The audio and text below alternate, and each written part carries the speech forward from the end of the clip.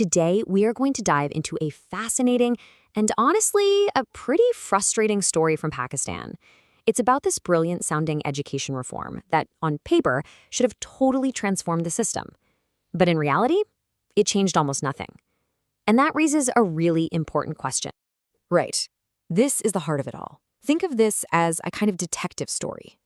We're going to investigate why a policy that was designed to empower students just ended up as another pile of paperwork. And our investigation starts with the revolutionary idea itself. Okay, so the big idea behind this whole reform is something called outcome-based education, or OBE. And its promise was actually pretty simple, but really profound. It wanted to shift the entire focus of the classroom from what teachers cover to what students can actually do. And I mean, this is a huge shift in thinking. Instead of just making students memorize a bunch of facts for an exam, OBE is all about developing real, measurable skills. The whole goal is genuine empowerment, not just, checking another box for the bureaucracy. And listen, this wasn't some strange, out-of-the-blue idea. OBE has some seriously deep intellectual roots. We're talking about giants in educational theory here, people who argued for decades that learning should be about transformation, not just memorization. So the point is, the idea itself, it was solid, rock solid. But here's where our story takes a sharp turn. Because even though the system adopted this powerful philosophy, something really weird happened. All the documents, all the official language, it all changed. But inside the actual classrooms, nothing. Absolutely nothing. And you can just see the disconnect so clearly here. The promise was all about creating critical thinkers in classrooms that revolved around the student.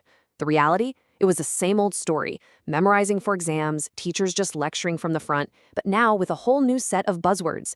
It was a classic case of just slapping new labels on the same old practices. So you have to ask, where did it all fall apart? Well, the system was great at step one, the paperwork. It did a fantastic job defining all these student learning outcomes, or SLOs. But when it came to the actual hard stuff, like changing how teachers teach, training them, redesigning the exams, the whole process just hit a wall. It basically became reform as a compliance exercise. This quote from the source material it says everything, doesn't it? This was the core of the problem, a reform that was all surface level, that never even got close to touching the deep-seated habits of the education system. Now, whenever a big, shiny idea fails, what's the first thing people do? They start looking for something or someone to blame. But as we're about to see, the most common explanations totally miss the real story. This is always the first question, right? If it didn't work, maybe the whole idea of outcome-based education was just bad from the beginning. It's a really tempting conclusion to jump to, but honestly, it's a huge red herring. You'll often hear critics point to other countries, like the United States or South Africa, where OB ran into trouble, and they use that as proof that the whole philosophy is flawed. But blaming the idea is kind of the easy way out, and it lets you ignore the real, specific problem happening in Pakistan. Because the truth is, it's way more nuanced than that. In the US, for instance, OBE got all tangled up in political culture wars. In South Africa, the state just didn't have the resources to implement it properly. Those failures were about local context, not the core concept of OBE. So we've got to look deeper to find the real cause here. Okay, so if the idea itself wasn't the problem, then what was? Well, this brings us to the real heart of the issue, the system itself. A system that, it turns out, is perfectly designed to resist any kind of meaningful change. This is the key question. The failure wasn't a technical glitch, it was political. It was institutional.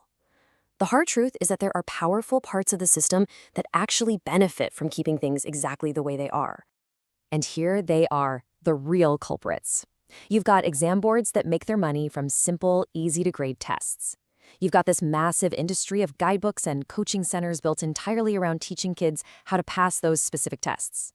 And then you have a bureaucracy that finds it way, way easier to just check boxes on a list than to oversee a messy, complicated change in teaching. A real reform like OBE threatens all of their business models. There's a quote from the research that just perfectly nails the problem.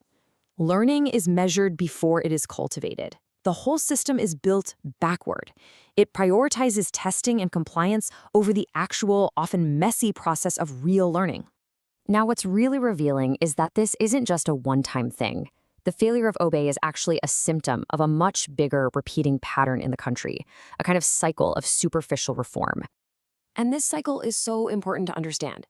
First, the system finds a trendy global idea and adopts it. Then it creates mountains of paperwork about it. But, and this is the critical part, the whole process is designed specifically not to upset any of those powerful groups we just talked about. And finally, they declare victory on paper, and any failures in the real world get blamed on vague implementation gaps. It's the perfect recipe for staying stuck. And that really is the bottom line.